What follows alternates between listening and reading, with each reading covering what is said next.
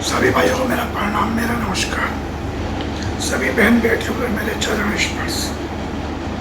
सबको आपको बाबा प्रणाम। आज एक बहुत प्यारी, बहुत सुंदर कथा सुनाता हूँ। बहुत अच्छी कहानी है ये।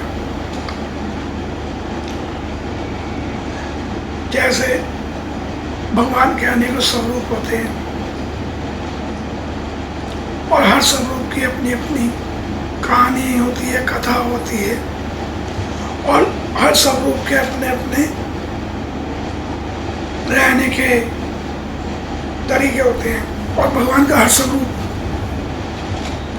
साक्षात दर्शन में रहता है। जो भी उनकी पूजा करता है वो उसे दर्शन देते रहते हैं। ऐसे ही एक स्वरूप है भगवान कृष्ण का, जगन्नाथ जी का स्वरूप। भगवान जगन्नाथ जी का श्री विग्रह श्री धाम यानी कि द्वारकापुरी वहां पर स्थापित है।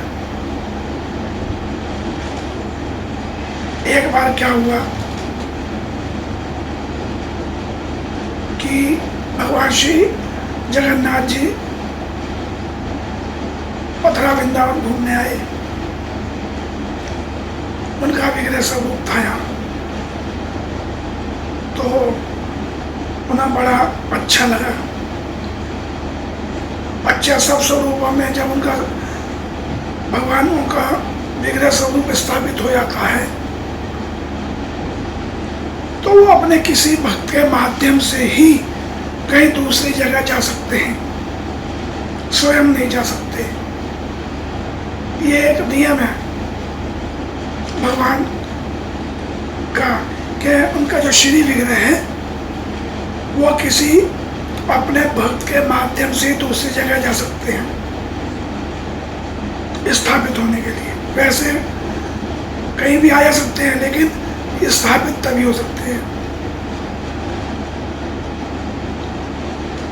तो अब उन्होंने कहा, सोचा भाई मुझे यहाँ पे स्थापित होना है, वृंदावन में तो कैसे स्थापित हो। अब वो वृंदावन मथुरा घूमते उन्हें अपने भक्त दिखाई दिए जो रामानंदी महात्मा जी के अनुयायी थे। हरिदास जी, हरिदास रामानंदी उसके थे, अनुयायी थे। तो उन्होंने जब वो अपने रोजाना बड़े प्यार प्रेम से, बड़े आंखों में अश्रु भर के आंसुओं से पूरे समर्पित होकर भगवान की पूजा करते थे हरिदास जी। और वहीं जमुना जी बहती थी, चारों तरफ जंगल था। तो भगवान जगन्नाथ ने उनको दर्शन दिए। अब उनको दर्शन दे के कहा, जैसे दर्शन दिए और उनका रूप,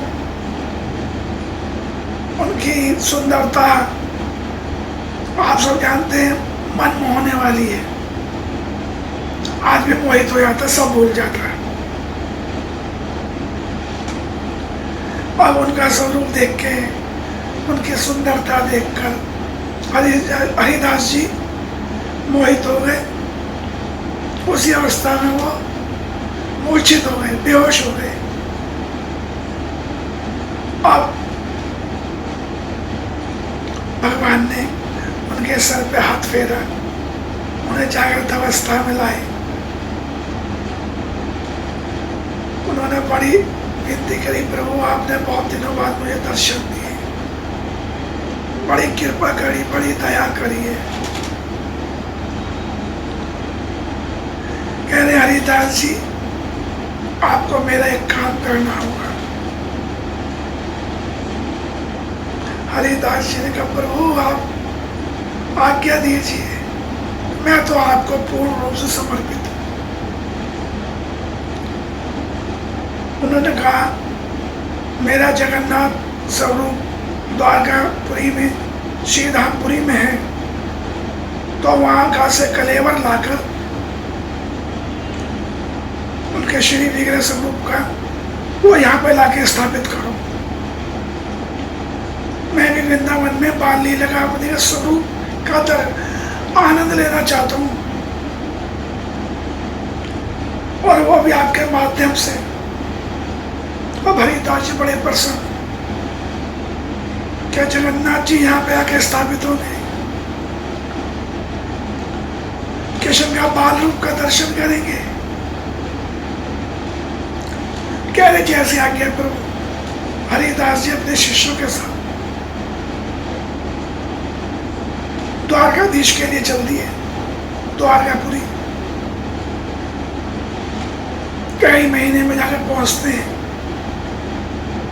उस टाइम ट्रेन वगैरह ये नहीं थी, केवल रथ और घोड़े चलते थे।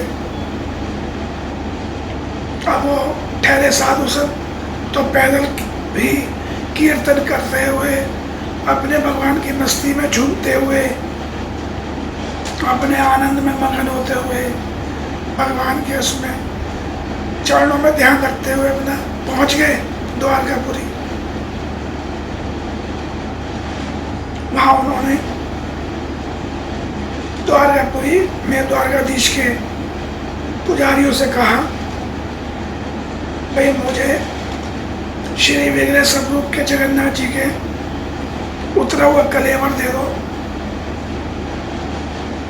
और मैं ऐसे ऐसे उनको वहां ले जाना चाहता हूँ, मुझे ऐसे ऐसे आज्ञा मिली है।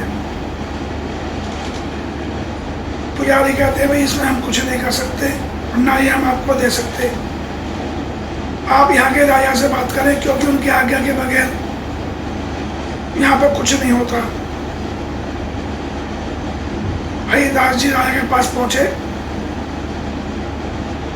राजा ने कहा, उसका तेज, उनके चेहरे में बहुत तेज था हरिदास जी के,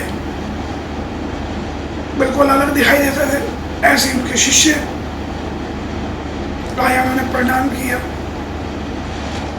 दंडवत, और बोले, कहिए प्रभु कैसा आना हुआ, क्या आज्ञा है मेरे लिए महात्मा।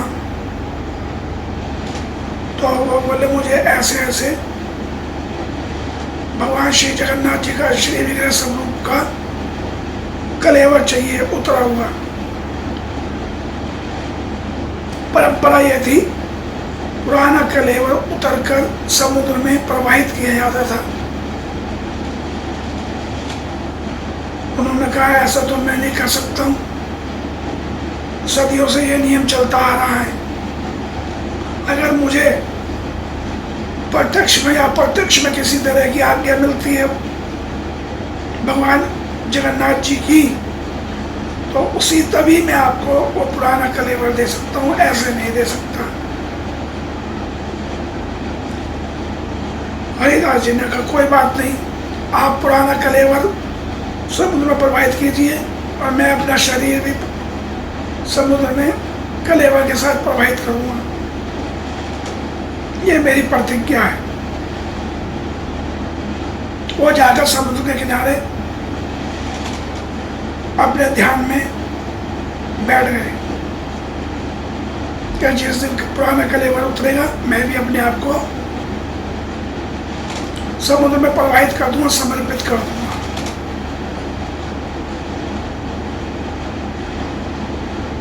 इतने में क्या होता है,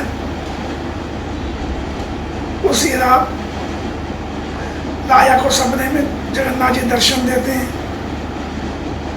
और केवल स्वर में कहते हैं, तुमने उन महात्मा का अपमान क्यों कर दिया, तुम्हें पुराना कलेवर देने में क्या ऐतराज है, जाओ उनके से माफी मांगो, उनसे क्षमा मांगो, उनके चरणों में शीश झुकाओ और उन्हें पुराना कलेवर दो। ये मेरी आज्ञा है, जिससे मैं अपना एक स्वरूप वृंदावन में स्थापित कर सकूं। राया डर गया। सुबह उसकी निद्रा खुली, आँख खुली, भाई ये तो सीधे सीधे आज्ञा दी प्रभु ने ब्रह्म मुहूर्त में। उसने सभा बुलाई, अपने सिपाही बुलाए, सबको बात बताई कि जाओ महात्मा को ढूंढो, नहीं तो अनर्थ हो जाएगा। और सबने ढूंढा, कह गए थे समुद्र में प्रवाहित हूँ तो समुद्र में अपना शरीर प्रवाहित कर दूंगा।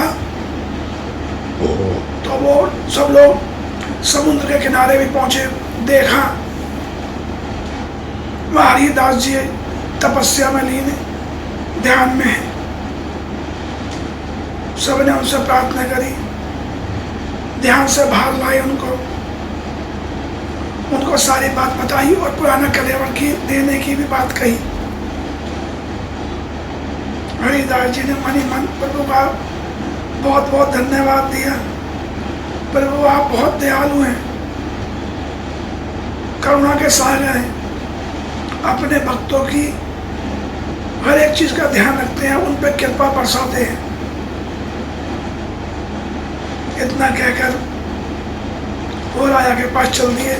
वहां पहुंचते हैं, राजा ने पूरा रथ तैयार कर रखा होता है। उसमें जगन्नाथ जी के श्री विग्रह स्वरूप का पूरा कलेवर श्रृंगार सहित रखा होता है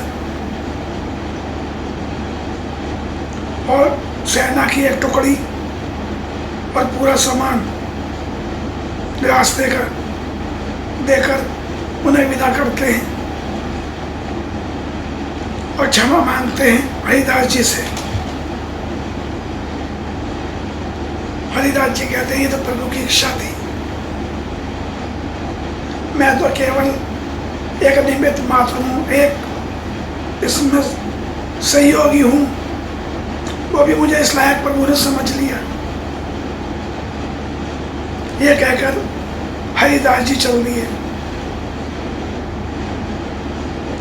4-4.5 महीने उन्हें लगे यहाँ तक आने में।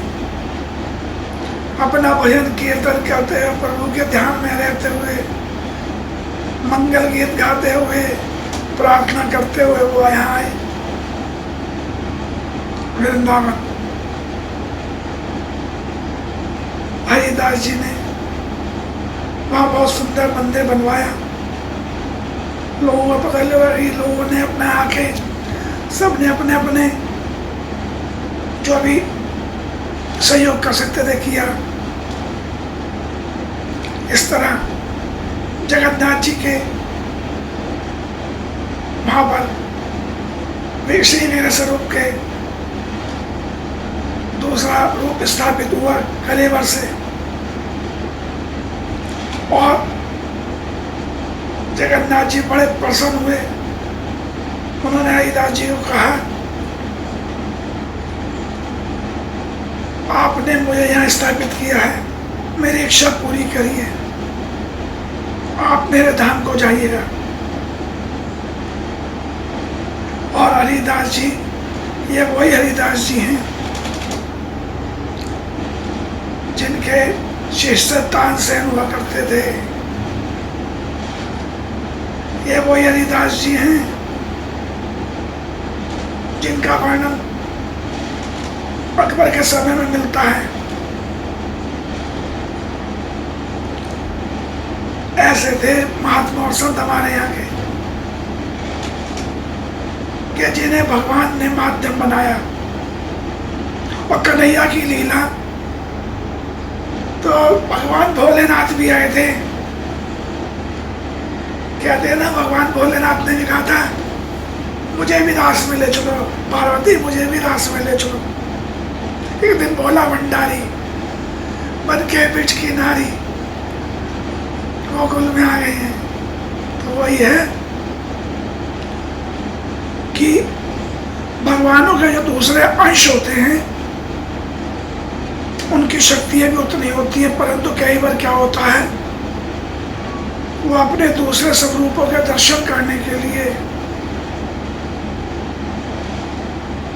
अपने आप को रोक नहीं पाते हैं और इस तरह की लीलाएं करते हैं। जैसे श्री जगन्नाथ जी ने श्री कृष्ण भगवान की और राधा की लीलाएं देखने के लिए अपने आप को वृंदावन में स्थापित किया। इसलिए वृंदावन में भी जगन्नाथ जी की शोभा यात्रा निकलती है उसी मंदिर से,